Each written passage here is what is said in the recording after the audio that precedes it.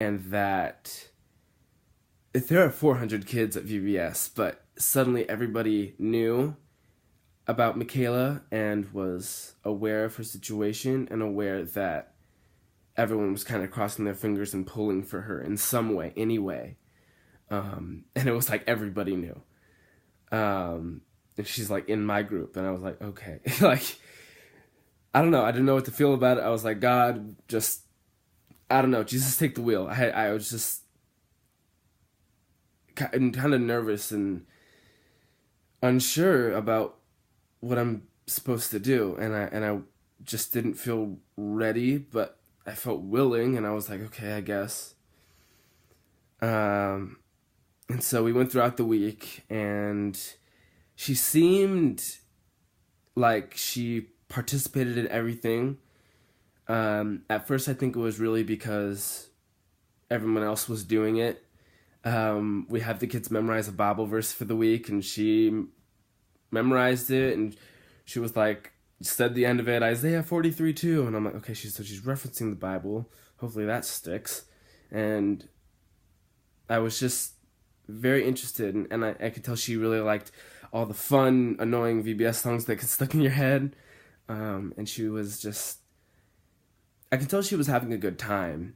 And what I didn't see was a real, and she's in second grade, she's a kid, I wouldn't have been there, but I think what you really want to look for that I didn't see, which at the same time I don't know if I should have expected it, was this like actual understanding about a relationship with God and wanting that from her. I didn't see that quite yet, so I was just like, okay, let's just make this the best experience for her possible and see what happens.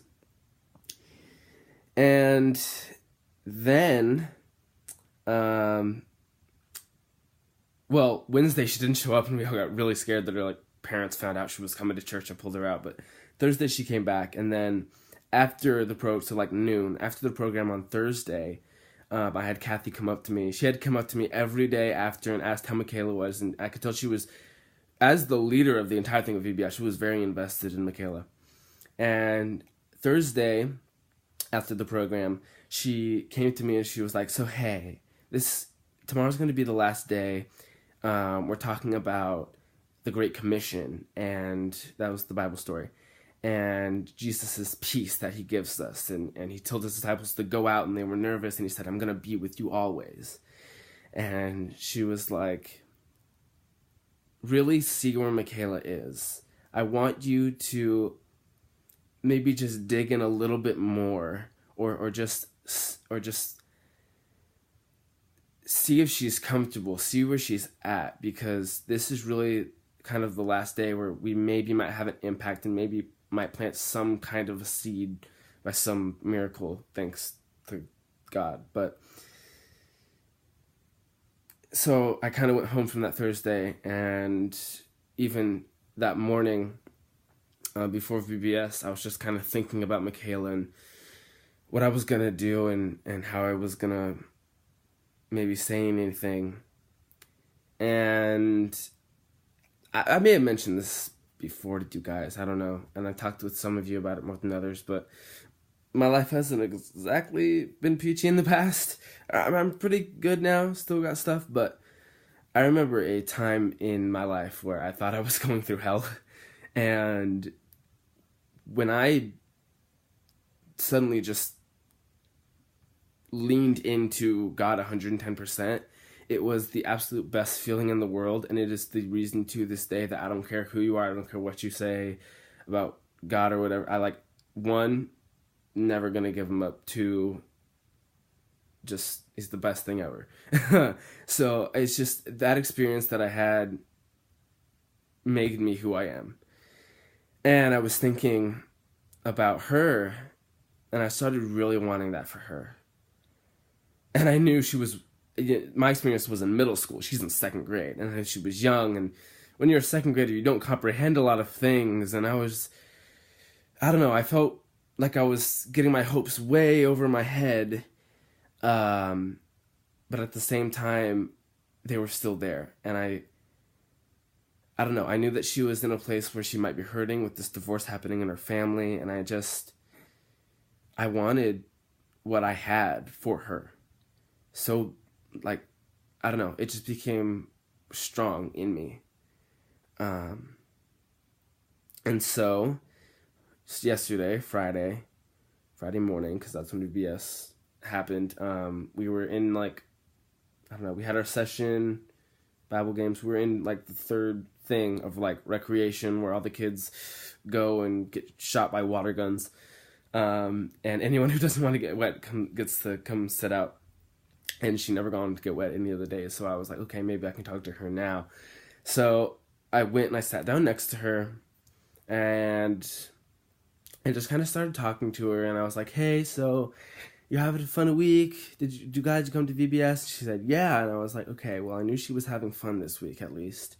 And I knew that before. But now it's like, I feel good that I'm talking to her. And she's smiling about things that I'm saying. And I asked her how she liked all the songs, because every single song was just, the crazy Jesus is every other line. And so I was like, I wonder if she's, like, wigged out by these songs. She was like, yeah, I like all the songs. I was like, okay. And I'm like, what else do you like? And she's like, candy. And I was like, okay. I was like, you like the Bible stories? And she was like, yeah. And we had done a couple Bible stories where the leaders were brought up to do, like, a skit. And a couple of them, Jesus was in the skit. And like Passover, we really got to see Jesus's, I guess, character. And so I was kind of like, you remember Jesus? You liked him? You like who he was and what he had to say? And she was like, yeah. And I was like, okay, well, at least I feel like she likes VBS, liked it here, and that is just great. And she likes Jesus, whether or not she's actually getting it, I wasn't sure, but I was happy, and I felt like something was there. And at that point, I didn't keep going, because I really didn't want to, like, I wasn't worried about offending her. She was in second grade, and I could tell she loved everything about VBS on, like, just the fun level. But I didn't want to, like, take the weight of, like, Christianity and just, like plump it on her and have her, like, deal with everything. Well, I guess not everything, but as a second grader, I wouldn't have comprehended anything. I didn't as a second grader. And so I just kind of backed up, and I was like, I don't want to push it, and I don't want to, like, I don't know, I don't want to ruin it. And so I was really excited for the story time coming up, because I was like, if anything is going to really have an impact, it's going to be this story. It's going to be this last story time on Mikayla. And so we got there, and we started talking about the story, and we started rehearsing and chatting and things. And a couple of just great things happened. I remember, earlier and I should mention this, earlier in the week, we'd like, all right, everybody, time to pray. And she'd, like, do what everybody else was doing. And throughout the week, I felt like there was maybe something going on, but at the same time, I could also tell that she was just doing what everyone else was. So it's this, like, weird mix between the two. And at this story time, they were like, okay, we're going to open with prayer. And I started praying, and I just kind of looked over, and I saw her, and it was different. And it was like, she was in, like, this really intense, like, pray mode. And I could, like, tell that she was talking to God.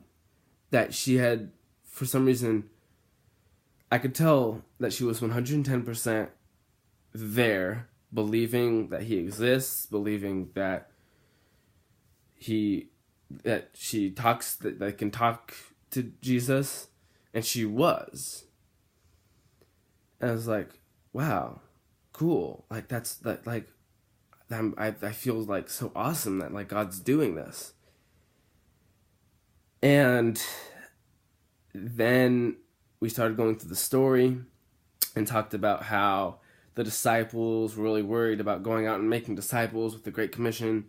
And we talked about how they actually went through, like, really hard times, and Jesus still gave them their peace. And even though nobody else did it, I looked over at Mikayla again.